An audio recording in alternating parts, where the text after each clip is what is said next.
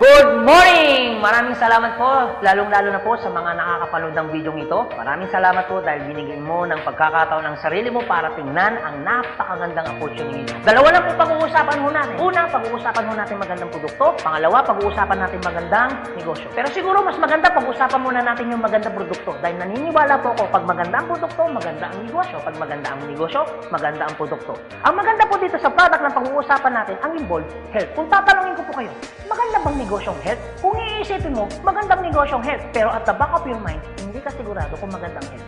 Sige, tingnan natin. Kung tatanungin ko po kayo, importante ba sa tao ang health?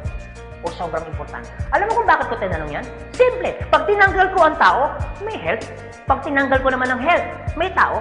Ngayon uulitin ko, importante ba sa tao ang health? O sobrang importante? Kung sobrang importante sa tao ang health, anong ibig sabihin? Nagiging importante na rin sa tao ang business mo. Dahil ang business mo, health. Since tao po pag-uusapan mo natin, naniniwala po ba kayo na ang tao may katawan? Oo naman. Kung tatanungin ko po kayo, importante ba sa tao ang katawan o sobrang importante? Kung sobrang importante sa tao ang katawan, what if mapabayaan ng tao ang katawan? So ano nangyayari? Nagkakasakit. Pag nagkakasakit ang tao, anong ginagawa? Nagpapadoktor, nagpapacheck up, nagpapagamot. Kung nagpapagamot ang tao, anong binibili? Siyempre, gamot. Ang gamot, gastos hindi. Siyempre, gastos. Pag hindi mo ginasusan, anong mangyayari sa sakit? Siyempre, lalala. Pag lumala ang sakit, anong mangyayari sa katawan? Siyempre, manghihina. Pag nanghina ang katawan, akala ng iba, katawan lang ang nagkakaproblema. Pero hindi na alam, apektado ang trabaho. Pag apektado ang trabaho, apektado ang kita. Pag apektado ang kita, ang pinaka-naapektuhan sa lahat, yung pamilya. Ang pinaka-malupit na naapektuhan pa sa tao, yung pangarap mo. Sabi daw nila, madali raw kitain ng pera pag masipag at matyaga. Opo, tama po, madaling kitain ng pera, basta masipag, matyaga. Pero ito naman sasabihin ko sa'yo, the moment na magkasakit ka, madali rin ubusin ng sakit ang pera mo. Lagi ko po ito sinasabi, anin mo ang limpak-limpak mong salapi kung punong-puno ka naman ng sakit. At ang pinakamahirap po dyan, wala na nga pera, mahirap na nga, may sakit pa. Yun ang masakit. Since present ang sakit, ano ngayon ang gagawin mo para hindi magkasakit? Simple, wala ka ng choice. Uulitin ko, wala ka ng choice. Kailangan mo nang uminom ng food supplement. Alam kung bakit? Marami ng kumpanya ng tayo. Marami ng pharmaceutical ng tayo. At hindi naman nila i-inventoyin ang mga produktong yan kung hindi kailangan. Bakit? Kasi kailangan mo na talaga. Ngayon, pwede mo sabihin sa akin, teka lang Anthony, food supplement? Gastos yan eh. Opo, gastos nga ang food supplement. Pero ito naman sasabihin ko sa'yo, di bali nang gumastos ako, at least healthy naman ako. Bakit? Pag nakakasakit ka ba, ano bang ininom mo? Di ba gamot? O tanong, gastos hindi. Di ba gastos? Kung ikaw tatanungin ko, anong gusto mo? Gumagastos ka na healthy ka? O gumagastos ka, may sakit ka? Parehas na gastos. Ang malupit mo niyan, every time na gumagastos ka, may sakit ka pa. Komportable ang katawan? Siyempre hindi. Sabihin na natin gumagastos ka dito, at least healthy ka naman. Ang pinakamaganda sa lahat, bukod sa healthy ka na, business mo pa. Dahil business mo, kumikita ka pa. Ang pinakamaganda sa lahat, bukod sa healthy ka na, kumikita ka pa. Bukod sa kumikita ka na, healthy ka pa. Ano ngayon ang pakiramdam na bukod sa healthy at kumikita ka na, nakakatulong ka pa? Maganda o napakaganda? O sige, pag-usapan naman natin yung magandang negosyo. Maaaring nagustuhan mo yung product, maaaring bibili ka ng product. Pero ito yung totoo, gagawin mo kayong negosyo. Kasi bakit? Pag business ang pinag-uusapan, hindi naman kasi lahat ng tao business-oriented. Karamihan ng tao is career-oriented. Alam mo kung bakit? Marami kasing tao na pagdating sa business, ang dami niyang perspective. Alam mo isa sa mga perspective ng tao pagdating sa negosyo? Una, wala akong pera. Pwede mo sabihin sa akin, teka lang Anthony, wala naman akong pera. Kanina, nung pinapanood mong video nito, wala kang problema. Pero ngayon, may problema ka na. Ano? Pera. Pangalawa, ang maaaring problema mo, wala akong time. Pwede mo sabihin sa akin, teka lang Anthony, okay yung negosyo, kaso nga lang wala akong time. Walang kaso. Pero mayroong mas worse. Wala ka na nga time. Wala ka pang pera. Pangatlo, maaaring itong problema mo.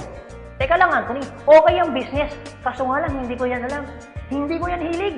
Hindi ko yan linya. Ew. Pero ito yung totoo. Marami naman tao sa labas na ginagawa niya linya niya, ginagawa niya hilig niya.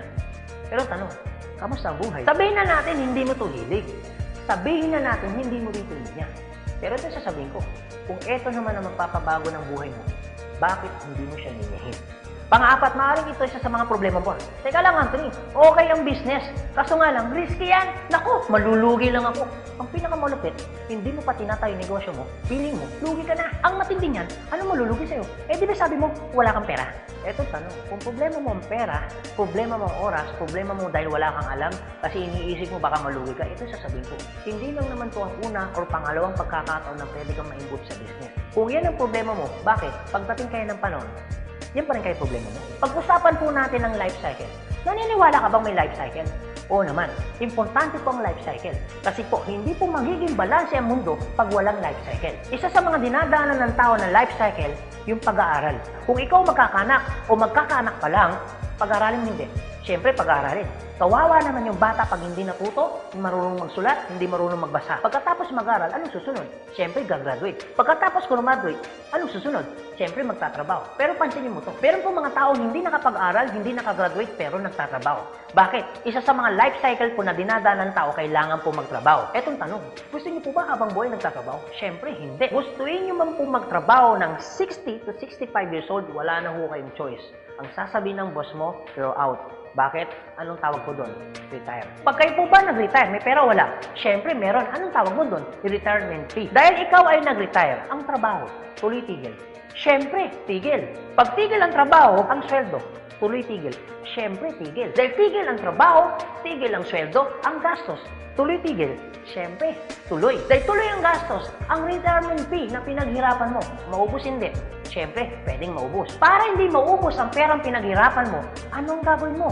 Maaaring naiisip mo ngayon kung ikaw nakakapanood ng video nito. Maaari at siguradong maiisip mo ngayon, business. Ito tanong. Kung papasok ka ngayon sa business para hindi maubos ang pera mo, teka lang, akala ko ba kanina, iniisip mo, teka lang Anthony, wala akong pera kasi mamumulan ako dyan. Pero ito sabihin ko, kung iniisip mo kanina, wala kang puhunan, mamumuhunan ka kasi, eh di ba ganun din dito? Mamumuhunan ka rin. Di ba sabi mo kanina, wala akong time? Kung iniisip mo na wala kang oras, bakit? Pagtungtong mo ng 60, 65, may oras ka ba ba? Sabi mo kanina, wala kang alam. Pero tanong, bakit pagtungtong mo ng 60, may alam ka? Buong buhay mo nagtrabaho, hindi nag-business. Dahil wala kang alam sa business, anong mangyayari sa pera mo? Siyempre, mauubos. Anong sense, nagtrabaho mo ng buong buhay mo, papasok ka sa business, dahil wala kang alam sa business, ang perang pinaghirapan mo, mauubos lang. Kaya marami pong mga tao nagre-retire, pumapasok sa business, still broke pa rin. Alam kung bakit? Kasi wala silang alam sa business. Kung ikaw ang nakakapanood ng video nito, huwag po kayo mag-alala. Kasi bakit? Later pa naman yan. Pero kung tatanungin kita, kung papasok ka lang naman pala sa business, anong gusto mo? Ngayon o later? Alam mo kung bakit ngayon? Simple. Pag ngayon mo ba inaral ang business, ngayon ka nag-decision mag-business, ngayon mo ginawa ang business, ngayon mo matututunan? Yes. Ngayon ka rin kikita? Yes. Pero pag later ka nag-decision mag-business, later mo ginawa ang mag-business, later kang pumasok mag-business, later mo inaral ang business, later mo matututunan? Yes. Later ka rin kikita? Yes. Kung papasok ka sa business, anong gusto mo? Ngayon o later? O sige Anthony, nagustuhan ko yung magandang negosyo, nagustuhan ko rin yung magandang produkto. Pero ito tanong, paano ko siya umpisan? Anong gagawin ko? Paano ako magiging membro ng A-Global? Ganito po kasi yan. Una po, kailangan nyo pong bumili ng global package. Tanong, magkano naman ang global package? Ang global package po ay 7,980 pesos. Pero teka lang Anthony, mukhang yata ang laki. Opo, malaki po siya kung gastos. Malaki din po siya kung wala kang pera. Pero teka lang, kung negosyo ang pag-uusapan natin, 7,980, malaki o maliit? Alam niyo po, sobrang liit lang po niyan. Maaari pong malaki po ang 7,980 pesos kung hindi mo makikita yung value ng pera mo. So, kung gusto ko po mangyari, ipakita ko po sa inyo kung anong value ng 7,980 pesos mo. Una, magkakaroon ka ng product na worth 6,000 pesos. Pangalawa, magkakaroon po kayo ng insurance. Meron po kami tinatawag na personal accident insurance na 200,000, unprovoked murder and assault na 50,000 pesos, 10,000 pesos medical reimbursement. Hindi lang yan, meron pa kami tinatawag na burial assistance na 10,000 pesos. Pangatlo, magkakaroon ka pa ng discount from 25% up to 50%. lifetime discount. Pang-apat, magkakaroon ka naman ng business kit, brochure, CD na kung saan magagamit mo sa pagninegosyo mo. Pang-lima, magkakaroon po kayo ng tinatawag ho namin free medical check-up. CBC, urinalysis, fecalysis, chest x-ray, dental, lahat ng yan kasama po doon sa free medical check-up. Pang-anim, magkakaroon ho kayo ng ATM, video at China Trust. I suggest po, kung ikaw ngayon ay nasa abroad, mas maganda pong kunin ninyo ang China Trust. Alam niyo kung bakit? This is an international debit card na kung saan po, mawi-withdraw ninyo ang pera ninyo na kahit saang bansa. Kung hindi naman ho kayo mag-abroad, pwede po kayong kumuha ng BDO. At hindi lang yan, pang-pito, magkakaroon po kayo ng tinatawag ho namin web page. So ano pong advantage ng web page ho natin? Magkakaroon ho kayo ng DTC, Distributor Tracking Center, na kung saan mamomonitor nyo lahat ng transaction na nangyayari po sa business ninyo. At hindi lang yan, ang pinakamaganda, yung pang-walo. Meron po kami tinatawag na scholarship program. So ibig sabihin, pag naging member ka ng AIM Global, automatic bibigyan ho namin kayo ng scholarship certificate. So ang maganda po doon, sa scholarship po natin, transferable. Ibig sabihin, kung ikaw yung member, siya hindi member, kahit hindi mo kakilala, pwede niyo po itong i-transfer. At hindi lang ho yan. Ang maganda po sa scholarship po natin, ito po ay wala pong expiration. Kung ngayon ka ng member, bukas makalawa o 2 to 3 years from now, saka mo palang ginamit yung scholarship po namin o yung certificate po namin, hindi po siya may expire. Pwede nyo pa rin siyang gamitin. Ang maganda po dun sa scholar certificate po namin, wala ho tayong quota. No hidden agenda. Na pag yung bata po in-enroll mo na, hindi ho kayo obligado na gawin yung negosyo. Nasa sa inyo na lang po kung gagawin yung negosyo, hindi. Basta yung anak niyo po, tuloy-tuloy po yan sa pag-aaral. So wala ho tayong hidden agenda, no quota. Kahit hindi ho kayo bumili ng product, kahit hindi ho kayo mag-imbita ng tao, kahit hindi nyo po ito gawin. No obligation, no commitment. No hidden agenda. Yan po yung kabuuan ng global package ho natin doon sa perang binitawan mo na 7,980 pesos. Ang tanong, maganda po ba o napakaganda? Sulit o sulit na sulit? Okay, sige, ganito Anthony. Nagustuhan ko yung magandang negosyo. Nagustuhan ko rin yung magandang produkto. Sige, mag-join na ako. Eto tanong, kung ako pa papasok na ngayon, gagawin ko na yung negosyo. Paano naman ako kikita?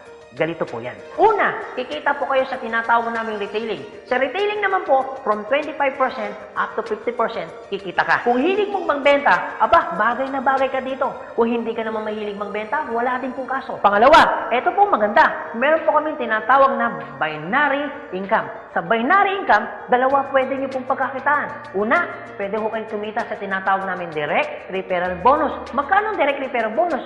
500 pesos. At pangalawa, pwede naman kayo kumita sa tinatawag namin match sales bonus o madalas ang tawag ho namin dyan, pairing bonus. Magkano naman ang pairing bonus? 1,500 pesos. O sige Anthony, mukhang maganda yung binary income na yan. Paano ka pa kikitain yung direct referral bonus na 500 at paano ka naman kikitain yung pairing bonus na 1,500? Okay, ganito po yan. Pag sinabi pong binary, dalawa po yan. It's either ilalagay mo sa kanan o ilalagay mo sa kaliwa. Ang trabaho mo, mag-imbita. Pag ikaw ngayon nag-imbita, at yung inimbita mo ay bumili ng global package, sabi na natin, dalawa yung inimbitahan mo. Yung isa, inimbitahan mo, nilagay mo sa kanan. Yung isa naman, inimbitahan mo, nilagay mo naman sa kaliwa. Pagbili ni A, automatic, meron kang tinatawag na direct referral. Pagbili naman ni B, automatic, may kikitain ka naman na direct referral ng 500 pesos. At hindi lang yan, meron ka pang bonus. Pag may pumasok sa kanan mo at may pumasok sa kaliwa mo, automatic, magpipair po siya. Magkano pong pairing bonus?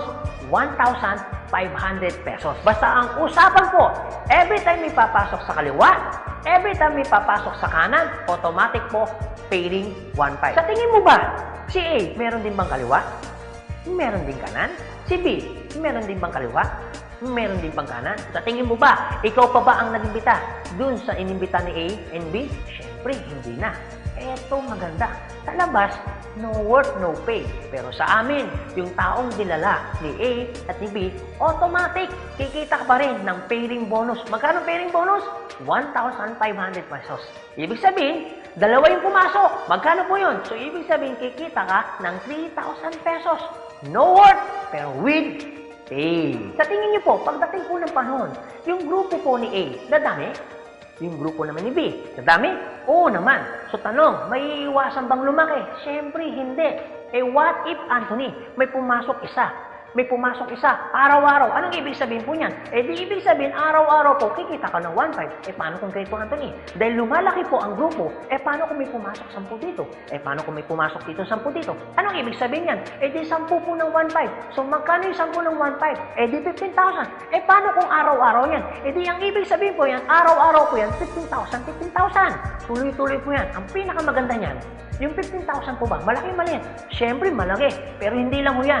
You have opportunity para kumita ng 24,000 pesos per day. Alam ko medyo nag-iisip ka.